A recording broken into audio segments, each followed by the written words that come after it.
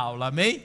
Então a gente se propôs, chegou o slide, a gente se propôs a falar aqui sobre escatologia. Escatologia é uma das matérias que a gente tem a honra e o prazer de ensinar. Já faz um tempo que a gente ensina escatologia e é bênção demais. Só que quando a gente pensa em escatologia, o que é que sobe ao nosso coração, né? A gente pensa logo em fim dos tempos, a gente pensa logo em Apocalipse. E à medida que eu vou falando é para ficar ligado aí no slide, para não ficar pedindo passo próximo, passo próximo. Mas aí nem mandando passo próximo, não está passando o passo próximo. Eita Jesus, é Felício que está lá. Oi Felício, tudo bem? Vamos ficar aqui porque eu já dei nome aos bois, está vendo você? Então, quando a gente pensa em escatologia, a gente pensa em fim do mundo, a gente pensa em destruição, a gente pensa em bomba atômica sendo jogada em algum lugar, fogo ardente queimando, é só essas ideias que vêm. Mas quando a gente fala em escatologia, e sim o termo técnico, nada mais é que escatos, olha ali a chance já de entrar, olha, já vou ficar. Escatos é último, logia é estudo, então a gente vai estudar o último. No contexto bíblico, só tem sentido de estudar o último daquilo que está na Bíblia. E a Bíblia tem muito profético que ainda não foi cumprido. Se a gente olhar direitinho, existe o profético cumprido, são coisas proféticas que foram profetizadas antes e que aconteceram, e tem outras coisas que foram profetizadas que ainda não aconteceram, e a gente entende que essas coisas que ainda não aconteceram irão se cumprir. Então, escatologia pretende ser o estudo daquilo que ainda não foi cumprido. Basicamente isso. Então, tudo ainda que foi falado e ainda não foi cumprido, ele está disponível para ser entendido. E tudo que está na Bíblia para ser entendido, que não é entendido, pode ser sim uma pedra de tropeço para a nossa vida. Porque o próprio Pedro fala a respeito das cartas de Paulo, que ele diz que ele escreve coisas difíceis que os ignorantes distorcem. Então, dentro do contexto de você não entender o que a Bíblia quer que você entenda, você pode entrar dentro de um conceito de distorção. Amém? Então é segurança para nós entender a Bíblia, é segurança para nós vivermos o contexto do que a Bíblia diz. E quando a gente pensa em Bíblia, a gente levanta uma pergunta: estamos realmente no fim dos tempos? Chegou esse tempo do fim? E o que é o fim? Se chegamos ao fim, o que seria o fim? Porque a Bíblia, ela fala em Mateus, capítulo 24, a partir do verso 6 e 8, ele diz: e certamente ouvireis falar de guerra. Isso é Jesus falando a respeito do fim. Ele diz: ouvireis falar de guerras, de rumores de guerras. Vede, não assusteis, porque é necessário assim acontecer, mas ainda não é o fim, porquanto se levantará nação contra nação, reino contra reino, e haverá fomes e terremotos em vários lugares. Porém, isso é apenas o princípio das dores. Quando a gente vê essa narrativa de Jesus e pega ela solta assim, Jesus está dizendo: olha, está perto do fim, quando a gente começar a ver guerra. Mas desde que um homem é homem, existe guerra. Você sabe qual foi o primeiro genocídio que foi responsável por eliminar 25% de toda a população mundial? Caim matando Abel, ali é o primeiro genocídio que acaba com 25% da população. Olha que coisa absurda, gente. Desde que o tempo é tempo, que a gente está convivendo dentro do aspecto decaído da humanidade, a gente enfrenta guerras, fomes, processos da natureza, né, epidemias. Só que você vai dizer: não, pastor, agora é pior, que a gente está vendo que tem mais. Não, a informação é que é maior. Não digo melhor, mas a informação é maior. Hoje, se um chinês cospe na calçada, lá em Shanxinchuan, se ele cospe hoje, agora, há 5 minutos, já tem um vídeo da cusparada dele atravessando e caindo na calçada, que vai rolar os WhatsApp do mundo inteiro. Então a informação ela está mais disponível, aparece mais, mas por aparecer mais, não significa que é que está acontecendo mais, porque chinês sempre cuspiu na calçada. Só que a gente agora está vendo mais, porque alguém filmou e roda o vídeo dele e está lá. Então você sabe mais, você vê mais a respeito de fomes, você vê mais, você sabe mais a respeito de guerras, porém sempre existiu fome, sempre existiu guerra, sempre existiu desastres naturais, e não quer dizer que essas coisas é o relógio de Jesus voltar. Segunda coisa, é muito triste você ver a desgraça como um sinal de Cristo estar voltando. Não é verdade? A igreja torcendo, ou então querendo explicar as coisas que acontecem. Quem não... Isso é uma fala gospel, ok? Não é culpa sua você falar isso, porque você aprende, a gente aprende com o nosso meio. O nosso meio cria uma cultura, e pela cultura a gente fala, né? Quem nunca falou, está repreendido em nome de Jesus? Ou quem nunca falou, sangue de Jesus tem poder? Não é verdade? Você não está falando isso num sentido de você realmente extrair o poder que há no sangue, porque não existe nem a aplicação para aquele momento para o sangue de Jesus, não é verdade? Mas você fala porque é uma cultura gospel, não é verdade? E nessa cultura gospel, quando a gente vê uma desgraça acontecendo, a gente diz, eita, Jesus está voltando mesmo.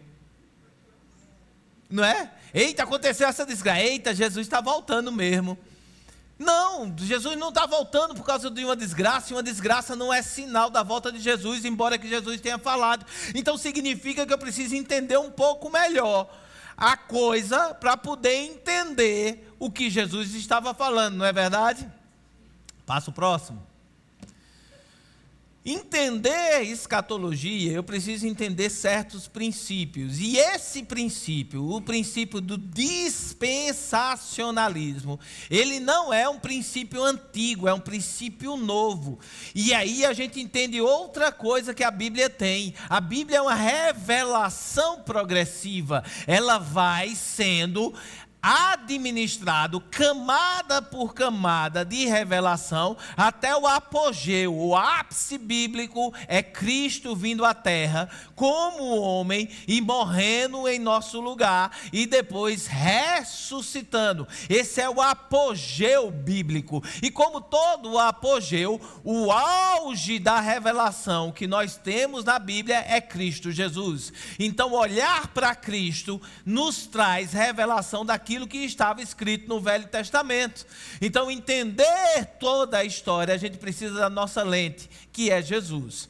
Dentro desse contexto, a ideia do dispensacionalismo vem para a gente conseguir encaixar essa revelação progressiva e a gente entender um pouco melhor. Em Hebreus, no capítulo 1, no verso 1, diz assim: havendo Deus outrora falado muitas vezes e de muitas maneiras aos pais pelos profetas, nesses últimos dias nos falou pelo Filho, a quem constituiu o herdeiro de todas as coisas, pelo qual também fez o universo. Se Jesus é o objeto de o universo ser feito, não existe melhor pessoa para explicar aquilo que foi feito do que ele mesmo.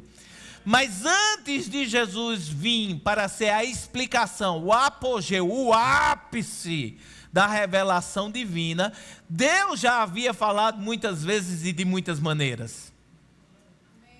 Falar de muitas vezes e de muitas maneiras não significa que a pessoa mudou de ideia. Eu estou mudando a abordagem para poder explicar. Tem certas vezes que eu explico coisas para meus filhos, para minhas filhas, para o meu filho e para minhas filhas, que eles não entendem naquela explicação. E eu preciso mudar a explicação para explicar o mesmo tema. Eu gosto de pensar que numa democracia, a gente já passou por vários presidentes. Embora desde 88 a gente tenha vários presidentes que têm abordagens diferentes dentro daquilo que ele pretende fazer no seu governo, a Constituição é a mesma. Não é verdade? Então é a mesma constituinte desde 88, mas abordagens diferentes dessa constituinte para poder trazer um bem para a gente. Deus falou de várias maneiras, mas é o mesmo Deus em cada uma delas.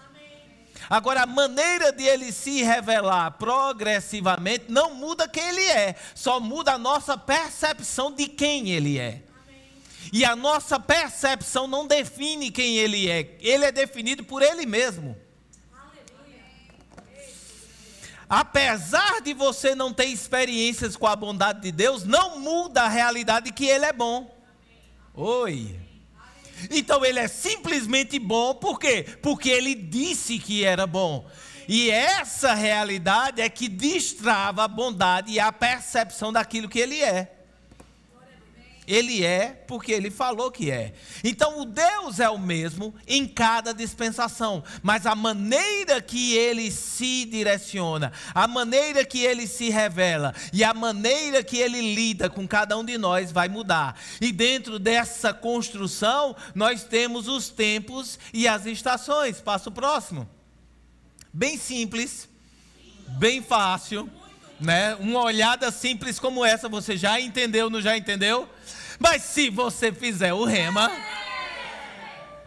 e se você pagar algumas matérias, a gente vê algumas matérias no rema, isso aqui não vai ficar tão esquisito e tão estranho.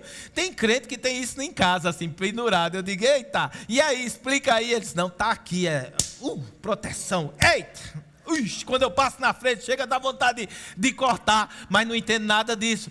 Mas cada coisa aqui existe e se direciona para um tempo e uma estação, e como Deus agiu e como Deus se moveu, atingindo o apogeu da eternidade final. Para simplificar para essa aula, passa o próximo.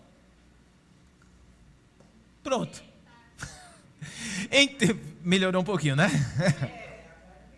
Em termos de dispensacionalismo, nós temos 7 dispensações bíblicas, e por ordem de cima aqui embaixo, porque isso era animado, mas os meninos fizeram o meu slide era feio, gente, feio para dedéu. Aí eu disse, ajeita aí a Alana ajeitou na imagem, mas aí não tinha a animação, a gente perdeu a animação. Mas deixa eu dizer um negócio, mesmo sem animação, está muito melhor assim. Alana, parabéns, ficou lindo. Então, a gente tem 7 dispensações: inocência, consciência, governo humano, patriarcas, e as 3 últimas, lei, graça e milênio. Por que as 3 últimas são as mais importantes? É porque é o que a gente mais fala, é o que a gente tem mais contato. Mas cada dispensação que você vai estudar, cada uma delas, no rema que você vai fazer. Eita! A gente vai entender cada dispensação melhor. Então, lei, graça e milênio são as 3 últimas dispensações bíblicas. Era o que era, o que é e o que há de vir. A lei era. Foi na lei que Deus mostrou ao homem que existia algo extremamente errado e que a gente precisava de salvação. A lei, ela vem no sentido condenatório, porque ela ilumina o problema, mas aponta a solução. Ela ilumina o problema, mas ela não dá a solução, ela aponta para Jesus. A lei vem para mostrar a nossa condição de pecado, o quão merecedor nós éramos de morrer, mas também diz, olha, aquilo que Deus prometeu lá atrás, aquilo que Deus profetizou lá atrás, se cumprirá. E esse problema que você identifica, apesar de você apenas cobrir o pecado com os seus sacrifícios, vai chegar o tempo do sacrifício perfeito acontecer. Amém. Então, lei aponta o problema, ele mostra o problema e aponta para a solução. Amém. A graça é a manifestação da solução divina em Cristo Jesus. Amém. Cristo, o apogeu de tudo aquilo que Deus apontou, de tudo aquilo que Deus prometeu, se manifesta em carne e morre a nossa morte, paga o nosso preço e ressuscita para nos prover a salvação. E a salvação em Cristo Jesus inaugura um novo tempo, uma nova estação, uma nova dispensação, que é a dispensação da graça. E a dispensação da graça é onde a gente prova da bondade de Deus e se prepara o mundo para o que a gente vai vivenciar no governo de Cristo na terra, que é a dispensação seguinte, que vai ser o milênio. Sem a graça, poucos entrariam. Sem a graça, ninguém entra dentro do contexto do milênio. Por que poucos, pastor? Porque dentro do contexto vivia-se na misericórdia da lei. A graça, a misericórdia é uma manifestação da graça. Misericórdia é uma manifestação da graça. Mas a salvação em Cristo Jesus é o apogeu da graça. E hoje, salvo, nós não somos apenas pecadores que são remidos, nós somos salvos. A nossa natureza é mudada em Cristo Jesus. A natureza que Ele tinha, Ele nos deu. E a natureza de pecado que era nossa, estava sobre Ele. E pelas suas pisaduras. Para entender sobre a graça, a gente precisa saber que profeticamente, no contexto de revelação progressiva, não se sabia da graça antes da graça. Ó, graça, ninguém sabia de tu antes de tu. Não se sabia da graça antes da graça. Passa o próximo. A Bíblia fala sobre um mistério. É engraçado porque quando se refere a mistério, a gente ainda acha que Deus é misterioso. E é lógico que existem coisas ocultas em Deus, mas não ocultas de você, mas ocultas para você. Não entendi a diferença, pastor. Está oculto. Não de você. Se Deus ocultar alguma coisa de você, você não vai saber nunca. Agora, se Ele oculta alguma coisa para você, Ele está chamando você para intimidade, para revelação.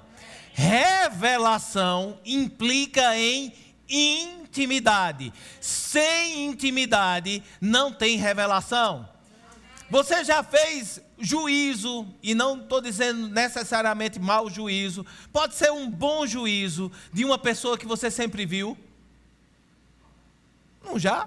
Você sempre está aqui na igreja e você sempre vê alguém e sempre você imagina que aquela pessoa ali, ó, rapaz, aquela pessoa sempre passa assim, toda aqui, ó, Cláudia passa ali, linda, loura e japonesa, e você começa a fazer, você começa a fazer alguns pensamentos, algumas ideias sobre aquela pessoa, então você faz um juízo daquela pessoa. Não é um mau juízo, não é necessariamente um bom juízo, é só um juízo. Você imagina coisas sobre aquela pessoa, mas de repente você tem acesso àquela pessoa, você tem acesso à casa daquela pessoa, você tem acesso a estar com aquela pessoa mais tempo, você tem acesso à intimidade daquela pessoa, e você vê que aquele juízo que você fez não condiz com o que a pessoa é. Mas o que foi que mudou? Intimidade. Intimidade trouxe revelação de quem aquela pessoa é. Você pensava às vezes bem da pessoa e via que aquela pessoa não é tanta assim com a intimidade, ou você pensava mal daquela pessoa e com a intimidade você pensa, rapaz, que pessoa boa, não é? Então, dentro do contexto da intimidade, do acesso que você vai ter àquela pessoa se revela a você além daquela aparência que você tinha. Deus é um Deus de relacionamento. O que Ele fez em Cristo Jesus é abrir a porta do relacionamento com Ele, que antes estava fechada por causa do pecado, porque Deus e pecado não podem andar juntos. Mas o Deus que não tem acesso por causa do pecado, não é um juízo castigando por causa do pecado, mas uma escolha que Adão, uma vez que tinha acesso, perdeu por causa da escolha. O escolher pecado nos afasta de Deus. O escolher santidade nos traz para perto. E a intimidade de Deus é o que Ele deseja. Ele deseja ser íntimo. Para o quê? Para a revelação. Não existe revelação verdadeira sem intimidade. Então, na Bíblia, os mistérios que aparecem por causa das pessoas que ainda estão distantes a conhecer Deus, começa a dizer que Deus é misterioso. Mas lá em Hebreus a gente viu que ele falou muitas vezes e de muitas maneiras aos pais, depois fala com os filhos. Uma pessoa que fala muito quer ser misteriosa? Ela quer se revelar. Você já percebeu que tem pessoas que falam que é capaz de ter uma conversa contigo sem você falar absolutamente nada por 2 horas? Na realidade é uma pessoa que é capaz de ter uma conversa com essa parede 2 horas e ainda acha a parede legal. Essa parede é tão legal porque fala muito. A pessoa que fala muito, a gente sabe muito da vida dela porque não acaba assunto. Então, se Deus fala muito, Ele quer se tornar conhecido. Ele quer se revelar a quem quer escutar. Você diz, eu posso entender mais de Deus? Pode. Na realidade, a Bíblia diz que você deve. É só você ouvir mais. Porque Deus quer se revelar a nós. Então, Deus não é um mistério. Deus não é uma roda grande passando dentro de uma roda pequena, embora que a gente bata a palma e coisa. Deus não é misterioso. Deus não é misterioso. Deus é um Deus relacional.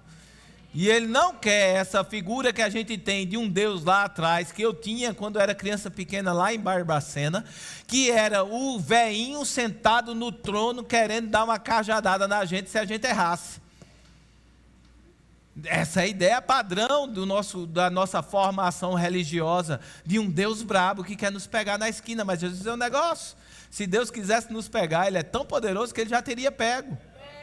Não é verdade? Ele é um Deus relacional. E Ele quer se revelar através da palavra, através da comunhão e através do Espírito. Passo o próximo, vamos entender alguns textos aqui. Em Romanos, no capítulo 16, no verso 25, diz assim: ora, aquele que é poderoso para vos confirmar segundo o meu evangelho, Paulo falando. E olha que engraçado que Paulo, ele vai nessa relacionamento com a palavra, que ele começa a dizer que o evangelho de Jesus Cristo, conforme me foi confiado, mas chega num momento que ele está tão íntimo, que ele fala conforme o meu evangelho. As coisas vão crescendo, as coisas normalmente no início do nosso relacionamento com Deus, são as coisas que Deus quer fazer, as coisas que Ele não quer que a gente faça e as coisas que Ele acha certo. Mas no relacionamento aquilo vai ficando tão íntimo e tão verdadeiro para nós, que agora não é mais porque Deus não quer que eu faça, mas porque eu não quero fazer. E não é porque Deus quer que eu faça, mas que eu quero fazer. Porque o relacionamento amadurece também a identidade. E a gente passa a se identificar com as coisas divinas como nossas. E é por isso que Paulo, segundo o meu evangelho e a pregação de Jesus Cristo, conforme a revelação do mistério, que desde os tempos eternos esteve oculto. Diga, tinha algo que estava oculto. Mas no 26 diz, mas que se Oi! Se era uma coisa que estava oculta e agora foi manifesta, não é mais misteriosa. Não, é uma coisa completamente disponível para a gente. O que estava oculto foi manifesto. Em quem? Em Cristo Jesus. Segundo o evangelho que Paulo pregava e a pregação de Cristo. E se notificou aquilo que é revelado é baseado nas profecias, nas escrituras, naquilo que foi escrito. Então é Bíblia revelada a nós em Cristo. Segundo o mandamento do Deus eterno e todas as nações para a obediência da fé. Passa o próximo. 1 Coríntios 2,6, também nesse assunto, diz assim: todavia falamos sabedoria entre os perfeitos, não porém a sabedoria deste mundo, nem dos príncipes desse mundo que se aniquilam. Não é uma sabedoria natural, não é uma sabedoria conhecida, adquirida pela experiência, pela vivência, pelo trato, pela lida. Existe uma sabedoria natural pela lida. Quantas vezes você já bateu com a cabeça na parede e aprendeu que não deve mais ir contra a parede?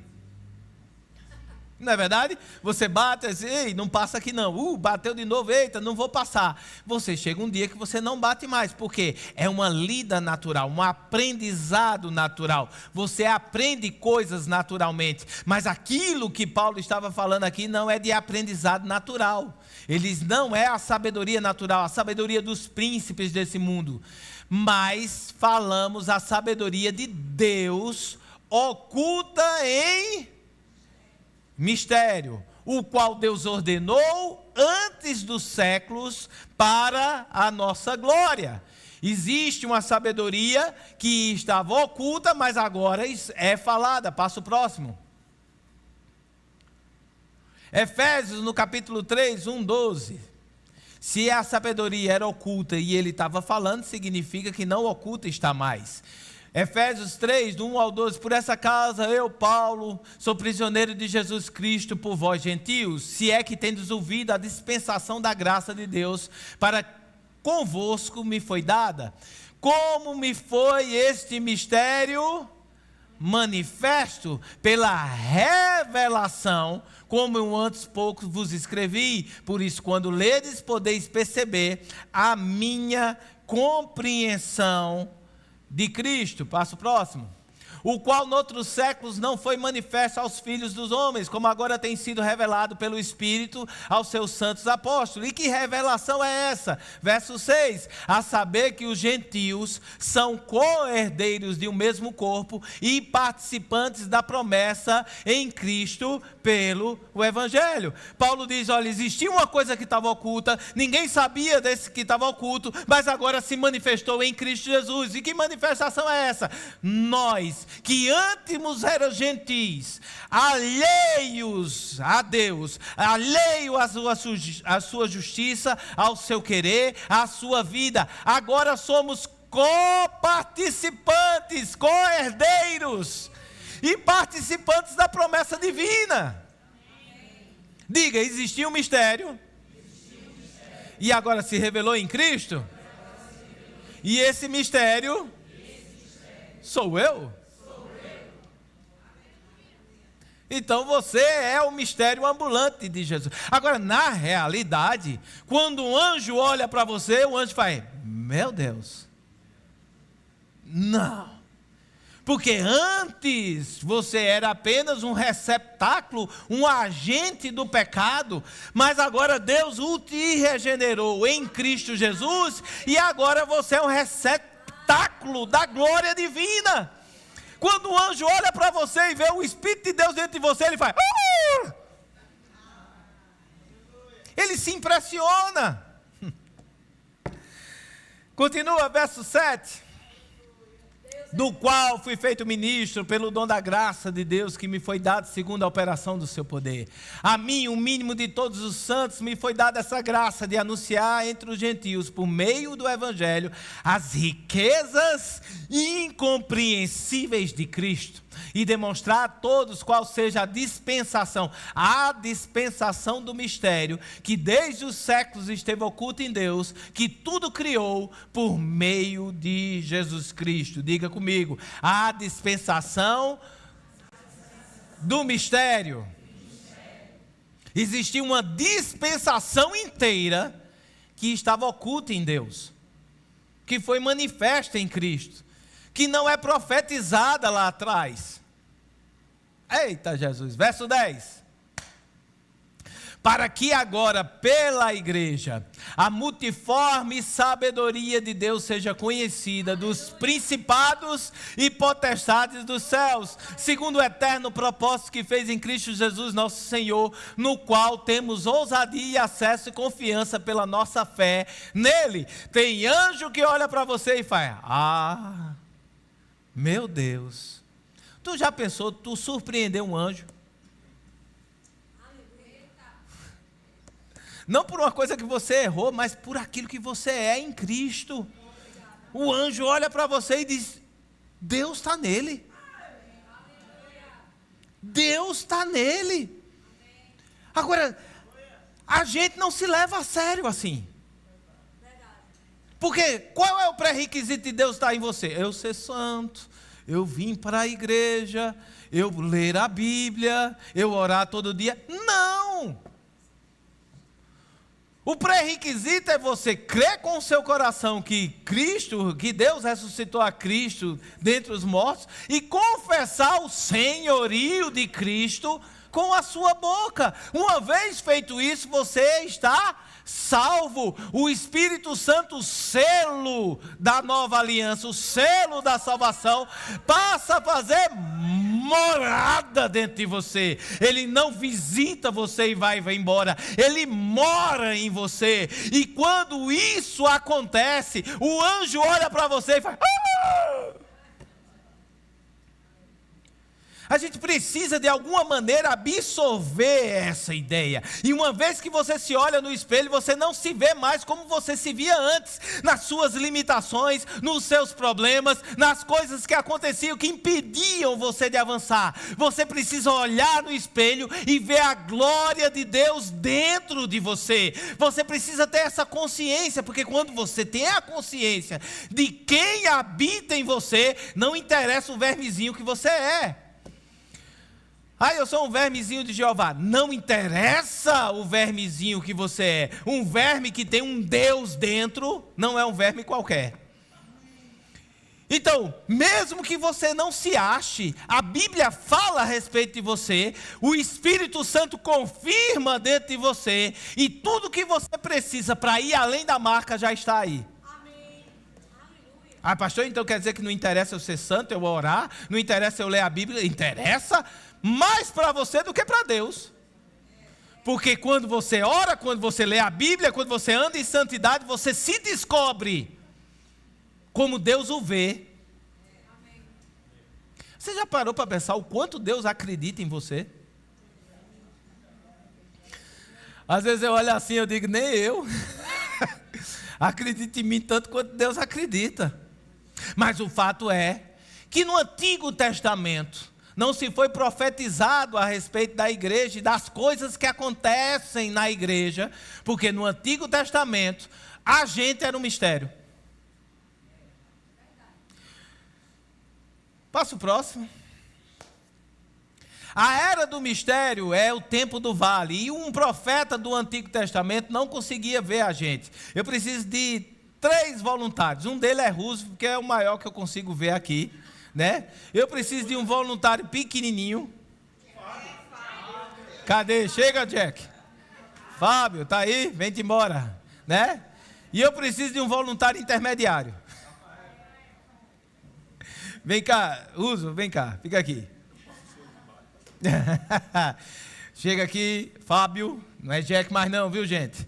E Rafael é grandão também, tu vai ficar aqui, vem, fica aqui atrás de Rafael, pronto. Fica em cima no degrau, beleza. Roosevelt, chega aqui mais para frente. Tá vendo aqui, beleza? Agora eu preciso de um profeta, Tony. Tony é um profeta do Antigo Testamento, e você vai ficar exatamente aqui na frente. E você vai profetizar a respeito das vindas de Jesus. A primeira vinda e a segunda vinda. Você vai ver o ministério de Cristo, profetizando a respeito dele. E você vai ver Cristo vindo como cordeiro, e isso foi profetizado. E você também vai ver Cristo como um leão. Ok? Só que o profeta do Antigo Testamento não estava vendo a preciosidade, a bênção, a coisa maravilhosa que estava aqui entre os picos.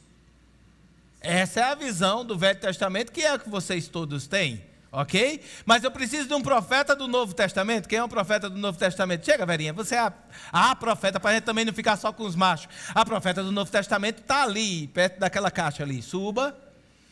E ela agora, ela consegue ver numa perspectiva diferente, revelacional, provida em Cristo.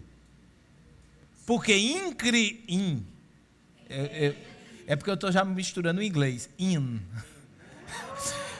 Porque quando Vera está envolvida,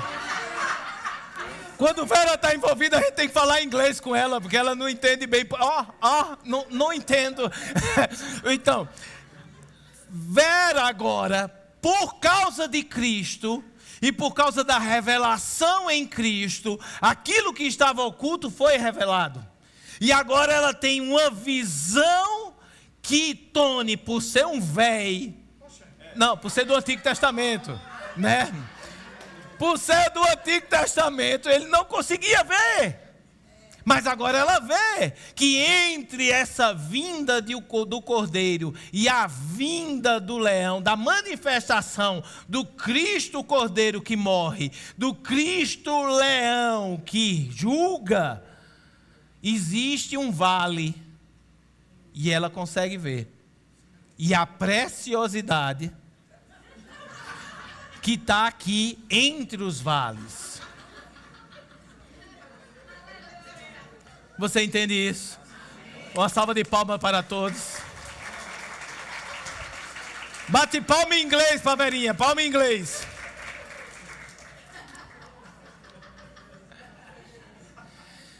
Aí você pode dizer, pastor, esse negócio de orar em línguas, eu não sei muito bem não, porque a gente não vê no Velho Testamento ninguém orando em línguas.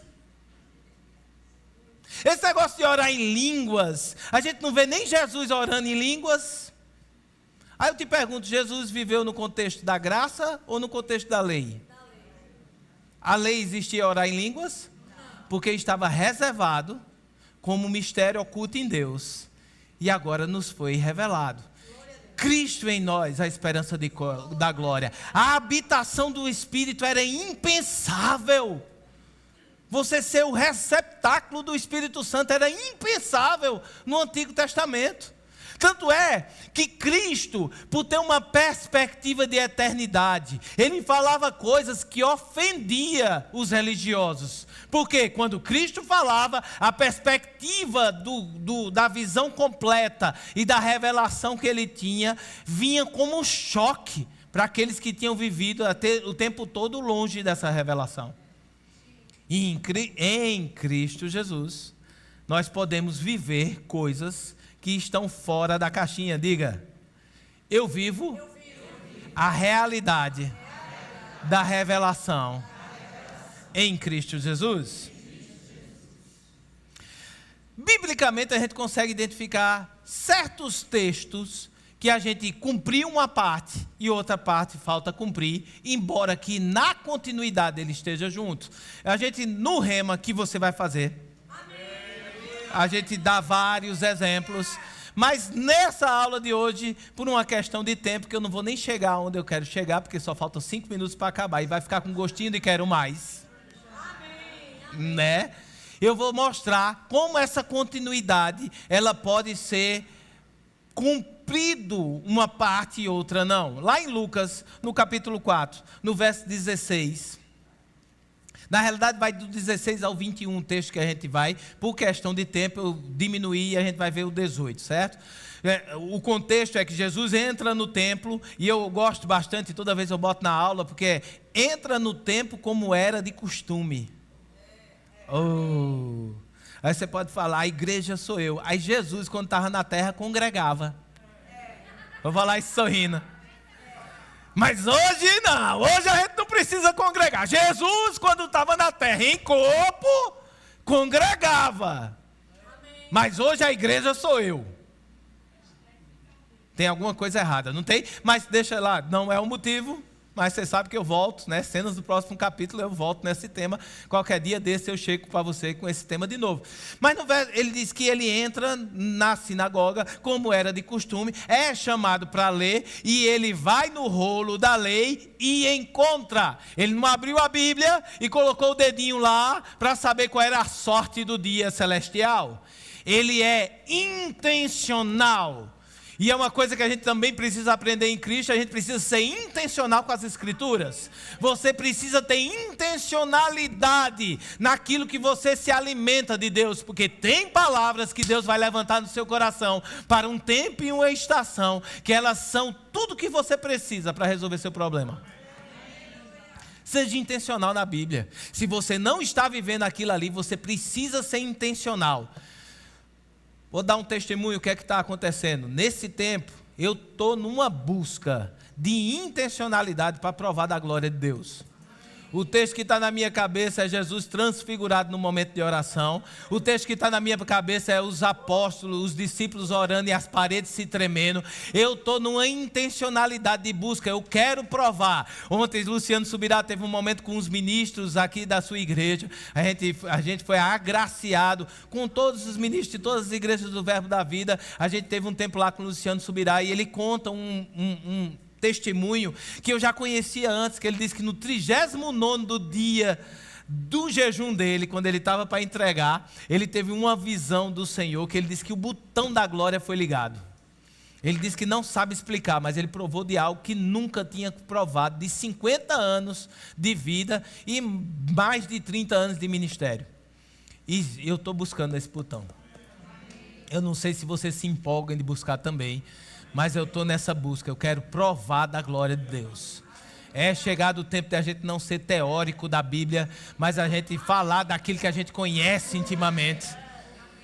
Eu tenho buscado isso daí. Mas aí Jesus vai lá, é intencional, vê o texto, e no texto ele finaliza assim, diz assim: o Espírito do Senhor está sobre mim, o texto falando, o Espírito do Senhor está sobre mim, pelo que me ungiu para evangelizar os pobres, evangelizar, trazer boas notícias para o pobre. E a boa notícia que você pode dar para um pobre é dizer que ele não é mais pobre, não é verdade? Evangelizar os pobres, enviou-me para proclamar libertação aos cativos e restauração da vista aos cegos, e para pôr em liberdade os oprimidos, e apregoar o ano aceitável do Senhor. A Bíblia continua dizendo no verso 20, que Jesus fecha a escritura, senta numa cadeira e diz: hoje se cumpre aquilo que você ouviu, que acabais de ouvir. Hoje se cumpriu. Quando você vai saber que texto Jesus estava lendo, é lá em Isaías 61, no verso 1, que diz assim, no verso 1 e 2, certo? Mas no 2 ele fala tudo o que falou, finaliza a pregoar o ano aceitável do Senhor, mas continua o texto: e o dia da vingança do nosso Deus, e a consolar todos que choram. Mas você percebe que Jesus só leu até essa parte, parou e disse: hoje se cumpre.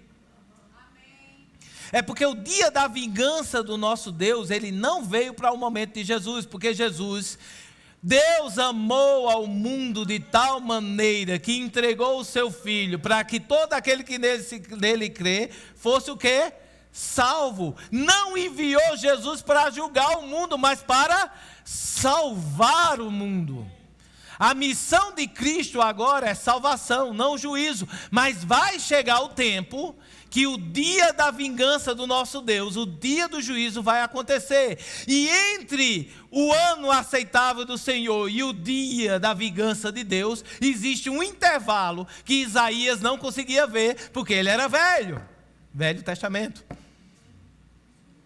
Que intervalo é esse? Graça, igreja.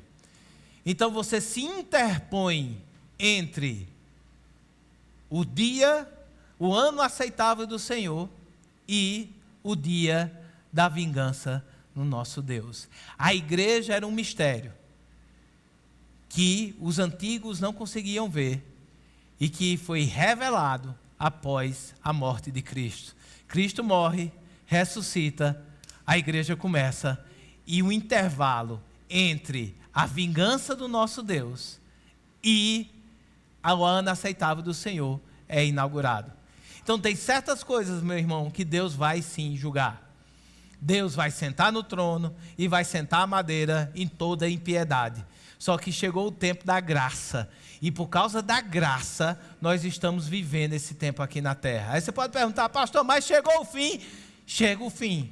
Quando é que é o fim? Quando o tempo da graça termina e entra-se no processo de mudança para o milênio. Para o milênio ser estabelecido, a gente precisa de Jesus voltar. E uma vez que ele volta, juízo vai ser estabelecido. E coisas vão acontecer. E você só vai descobrir quando você for fazer o rema. Que as inscrições vão estar lá atrás. E eu vou orar pela sua vida, você sabendo quem você é, de maneira diferente. Diga: eu sou o mistério revelado em Cristo Jesus.